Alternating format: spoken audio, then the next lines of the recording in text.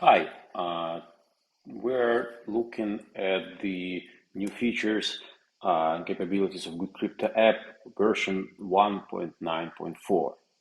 So we start with trailing stop loss and trailing take profit. Yep. So trailing stop loss, that's something that somehow had been missing from GoodCrypto app insofar, and we've rectified that, right? So now when you are sending any order of any type, whether it's spot or derivatives, you can, when you're touching stop loss, you can actually turn the stop loss into the trailing stop loss, right? So what trailing stop loss does, if you don't know what it does, I encourage you to watch either our video on trading orders in general, or there will be separate video on actually what trailing stop loss where we go in detail, but like in a very condensed form. What trailing stop loss does, it will follow the market price if it goes in your direction at your chosen distance, and will stay in place if the market price goes against you.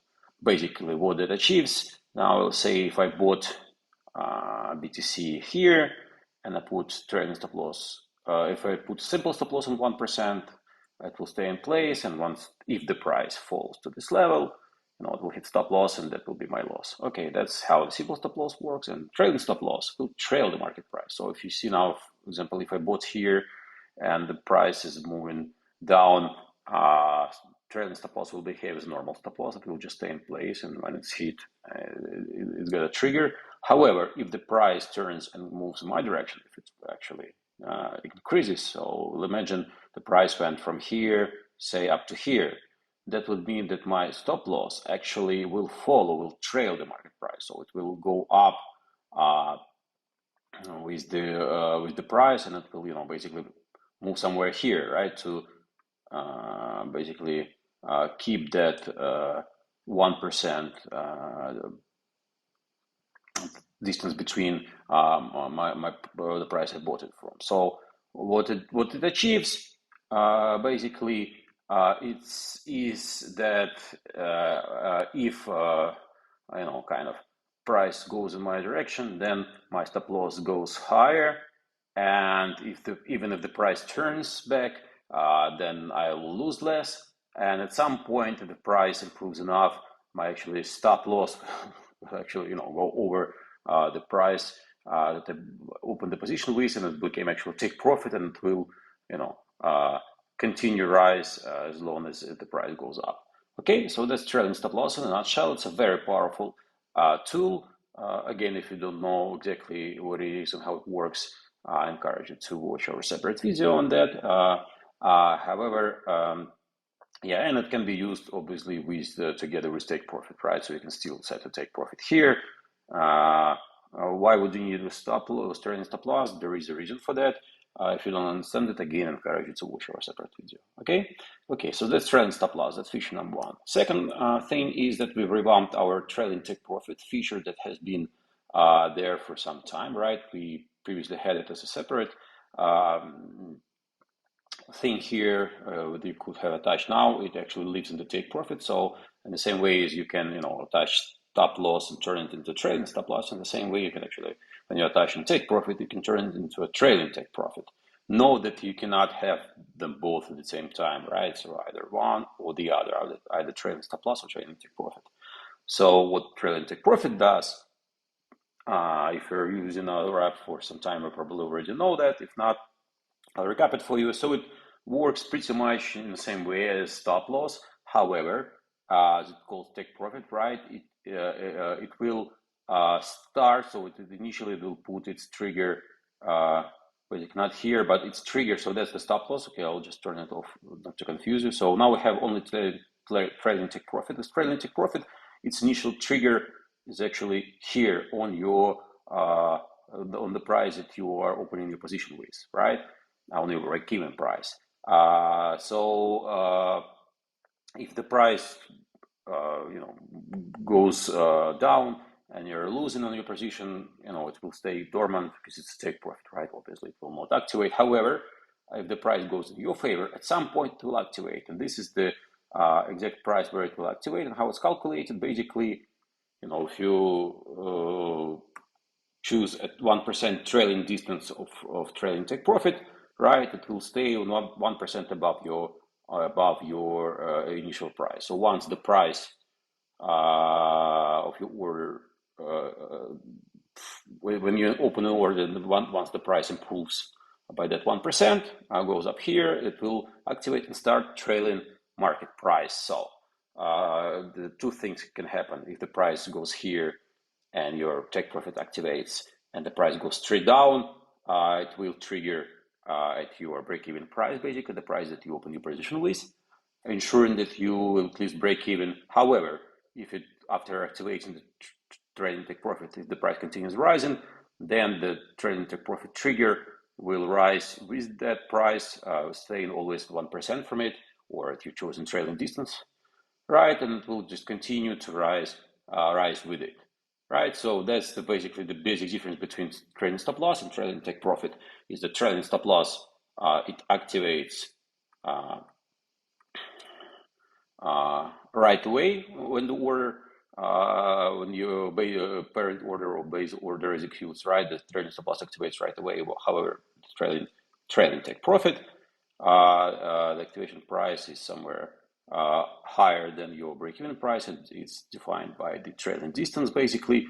And it activates at such a level that if the price goes straight back down from that level, you will not lose money. It will trigger at least the break-even price. So that's the trailing take profit. Obviously, you can, not obviously, but that's something that I think only GoodCrypto offers that I know of other trading terminals.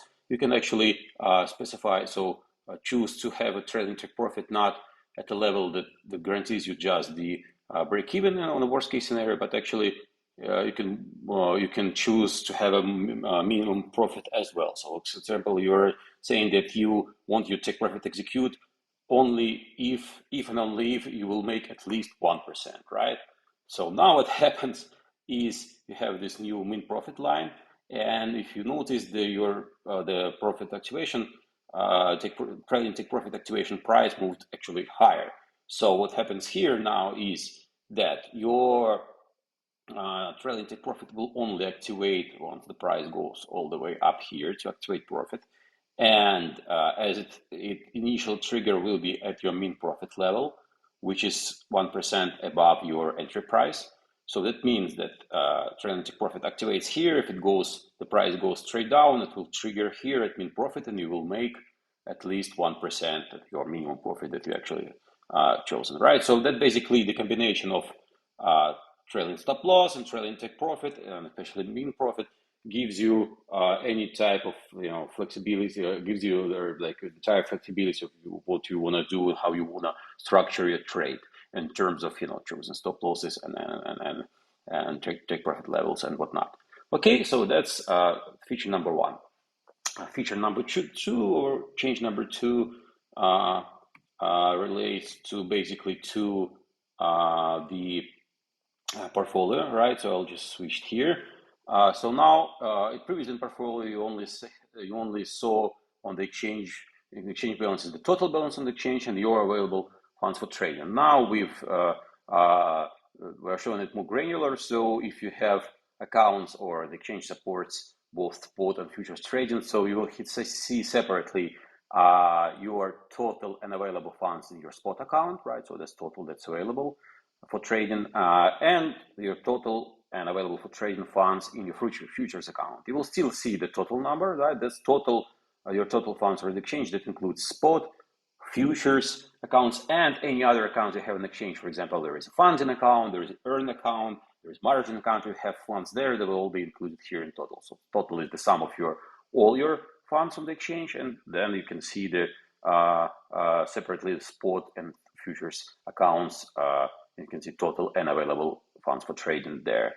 And it's a bit different for a mobile interface. Obviously, there is less space there. I'll just switch to mobile for a sec. Sorry for that. Don't be put off by this. It's just so basically that's how our mobile interface looks like. And here you still get now the spot and futures balances, but only total. So that's total spot total futures. You don't get their available balances here. And you get the total balance on your exchange.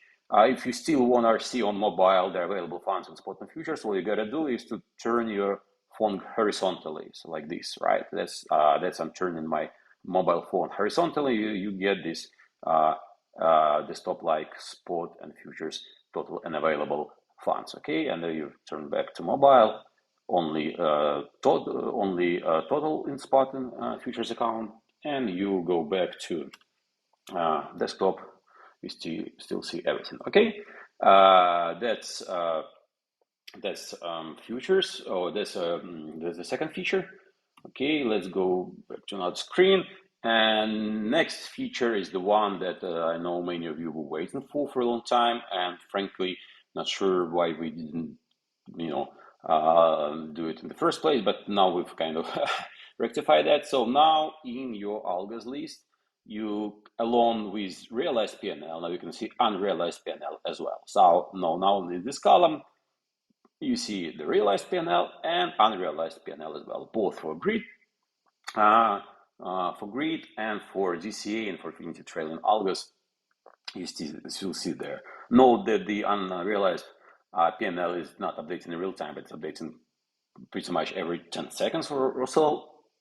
So, but anyway, it's now it's much easier to understand what's going on with your algos without diving deep into them, right? So unrealized PnL is now shown alongside with realized, and it actually shows on the mobile interface as well. That's the mobile interface. You still get your realized and unrealized PnLs here. Okay, that's feature number 3. Feature number 4 and 5, actually, it's something that has got to do with grids. Again, 2 features that were asked for by many of you for a long time. So feature 1 is that you can now stop your grid not only on reaching your take profit targets or reaching your stop levels, above and below the grid, but also you have this field which is called PnL drawdown. And that means that the grid will stop when the maximum PnL that it ever achieved decreases by the amount that you choose here, right? So you can either set it from the very beginning, or it can probably be more useful if you leave it blank at the beginning, right? But once your grid has made some money, say it made you $100, your PnL now $100, and you basically you can have this PnL drawdown set, let's say at $10, and that basically gives you like kind of a trailing stop loss on your PnL, right? So your PnL now is $100, and you set it PnL drawdown to $10. That means whenever your PnL decreases by $10, the grid will stop saving you the PnL. So if your PnL was $100 and you set it the drawdown at 10, right? So if your grid will start losing money right away because the price, for example, leaves the grid, then once the PnL decreases to 90, it will stop. However, if the grid continues to make you money and the PnL increase from 100, say, all the way to 150, you will still have this PnL drawdown active. So once if it decreases then from 150 to say 140, that by $10 again, the grid will stop. So that's the PnL drawdown for grids. Once again, it can be set when you're launching the grid. In this case, your initial PnL is 0, right? So your PnL drawdown of 10 would mean that if it starts losing money right away for some reason, it shouldn't happen with with this grid, but it can happen if the price just goes straight out of the grid range, right? So for example, especially if you choose a long or a short grid, the price goes against you, right? So that's PnL drawdown for grid. And the PnL drawdown, the important thing to understand is that PnL drawdown takes into account both realized and unrealized PnL, right? So, which is kind of obvious, but nevertheless to say I have to kind of reiterate this. So PnL drawdown for grid takes into account both realized and unrealized PnL. So basically it looks at your total current PnL. The only setback there, or the only thing that I understand is, again, the unrealized PnL is not updating like every second, but it updates every 15 seconds. So basically, you just keep that in mind, that it will recalculate and see whether it should stop like every 15 seconds, right? So okay, so that's PnL drawdown for grid. And another feature which also helps you manage your risk on grid is the ability now to stop your grid on a webhook, right? So now if you're running a grid, let me see, I have one here. You see here available webhook, same as DCA, for example, and you see there is a cancel webhook, right? So if from TradingView comes a webhook to this address, your grid will stop, right? So, and obviously when it stops, if this checkbox is checked, then it will close the position. Or if you just wanted to stop, cancel the order without closing the position, you just uncheck that.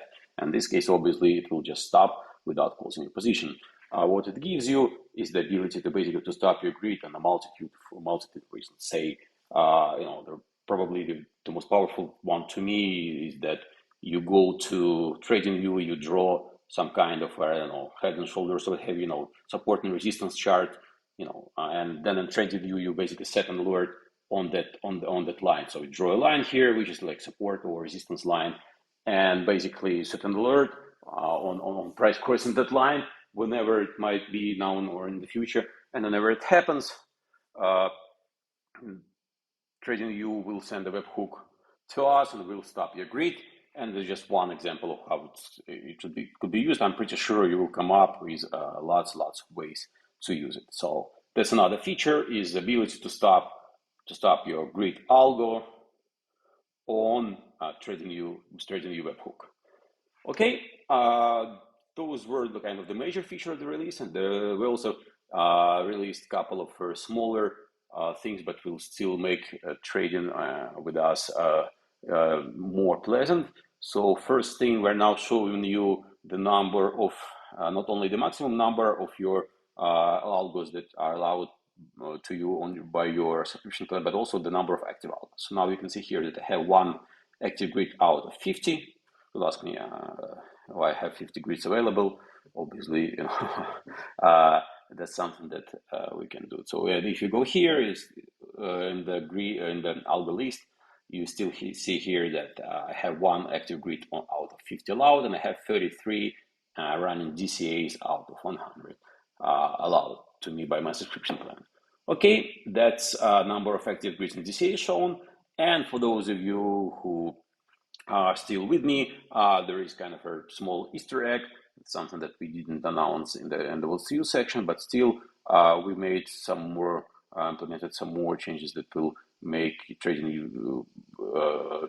here more pleasant. First, we now show you your kind of a virtual position on spot instrument as well. So previously we only showed it on futures, right? So you got your long and short positions, and then if you are selling or buying something, then they basically show you the change of your position. And we're now doing the same for spot. Here under position, we understand your holdings of this coin, the total holdings in your spot account.